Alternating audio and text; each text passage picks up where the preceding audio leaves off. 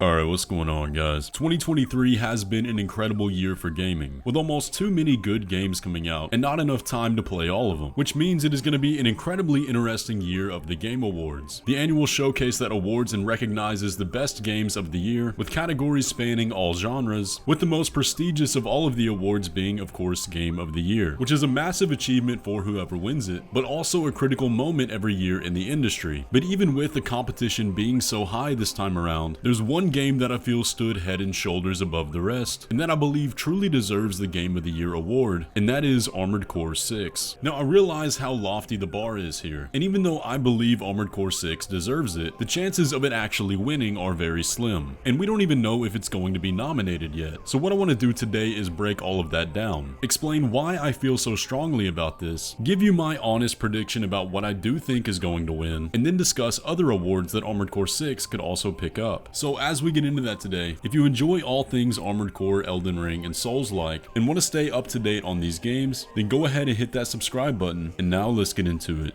Let's start by going over the games that I think are definitely going to make an appearance in the nominees list for 2023's Game of the Year. Starting off with the one that I'm sure is no surprise to anybody, that of course being Baldur's Gate 3. Now I do have to admit this was one game I passed on this year, just because it's not really for me. I'm not a fan of top-down games or turn-based combat for that matter, but what I was very aware of was the impact this game had on the industry as a whole. Everyone was playing and talking about this game, and I still have yet to hear anybody's negative take on it. Almost all gaming outlets are giving this game a 95 plus, and is sitting at an incredibly high 96 on Metacritic. That doesn't happen very often. So if there is one game that is most likely to take Game of the Year, it's probably this one. Tears of the Kingdom is another strong contender because by all accounts, it was a proper successor to the breakout hit of Breath of the Wild. It's also sitting at a 96 on Metacritic and had everyone playing it when it released. Personally, I'm not a Legend of Zelda fan, but seeing this game made me wish I was. Starfield is another game that will likely show up on the nominees list, and honestly I gotta wonder why, because as someone who is a big fan of Bethesda's other games such as Skyrim and Fallout, this was some of the least amount of fun I've had playing a game in a long time. The world was bland and empty, the quests were boring and didn't have me caring about anything that happened, and the combat was stiff and frustrating. I really can't wrap my head around how this game got such good reviews, but it's because of the reviews it did get that it will likely show up on the list as well. I don't want to say there was some funny business going on, but me and these reviewers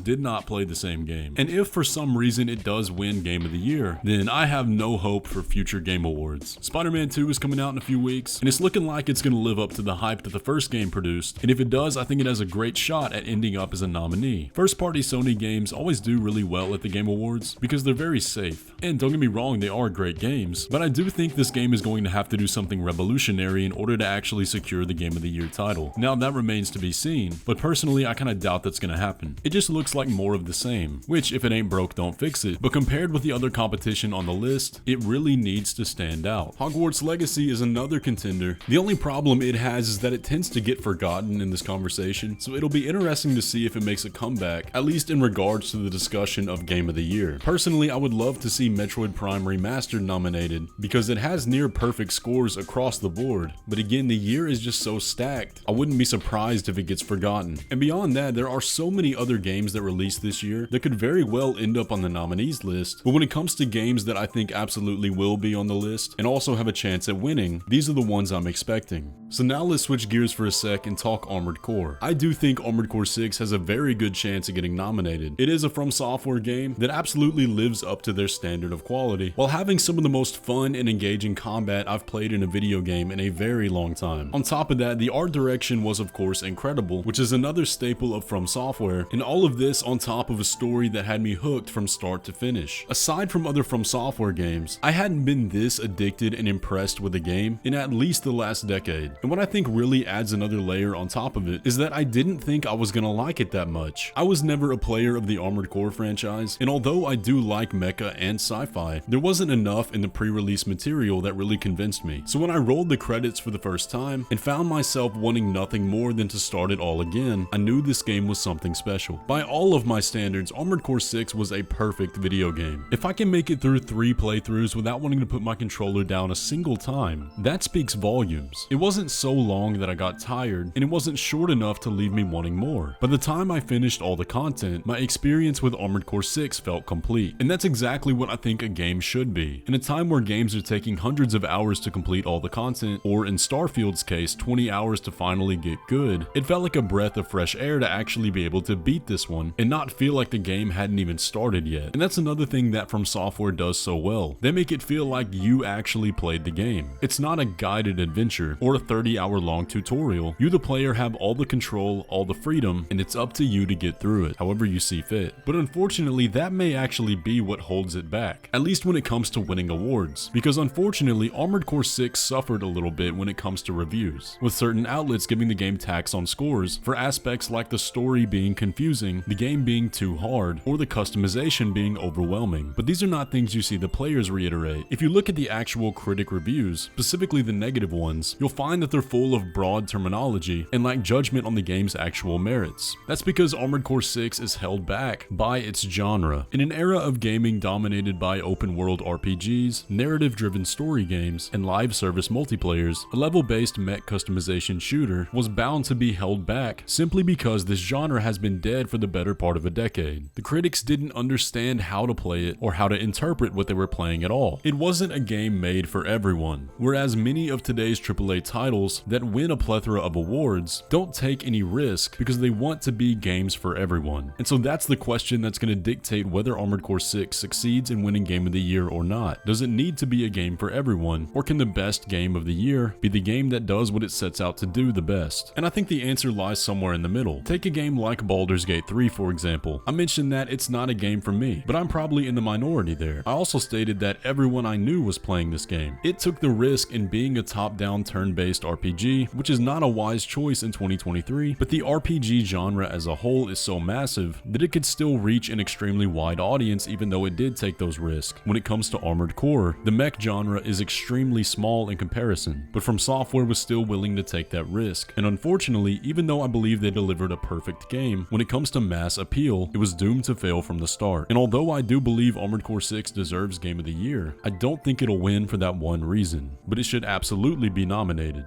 But Game of the Year is not the only award at the Game Awards, and I'll be shocked if Armored Core 6 doesn't at least take one home. Now the obvious choice here that I think it could definitely snag is Best Action Game. This was some of the most addictive and fun combat I've ever played. Everything moves so fast, and it all requires strategy and intention. Of course, FromSoftware are masters at making the game feel satisfying to play, and this might just be their best yet. So I do think we could have a clean sweep in this category. Another one I think it has a good chance of winning is Best Art Direction, especially in the second half of this game. Some of the spectacles were just jaw-dropping. And then the final one I think I could bet on would be Best Game Direction, which I think it absolutely deserves for bringing back a genre from the dead and breaking the mold on what we thought was possible in a mech game. We may also see a nomination for Best Sound Design, but I'm not too sure I'd put money on that. To wrap all of this up, I really hope Armored Core 6 gets the recognition it deserves at the Game Awards, but in a year as stacked as 2023, I do unfortunately think it'll get overshadowed. Only time will tell though. The Game Awards will be airing on December 7th, and we will of course be streaming them right here on the channel. But anyways though guys, that is going to pretty much do it for the video today. I hope you enjoyed, and if you did, be sure to leave a like on it, subscribe if you're new around here, and with all that, I will catch you in the next one.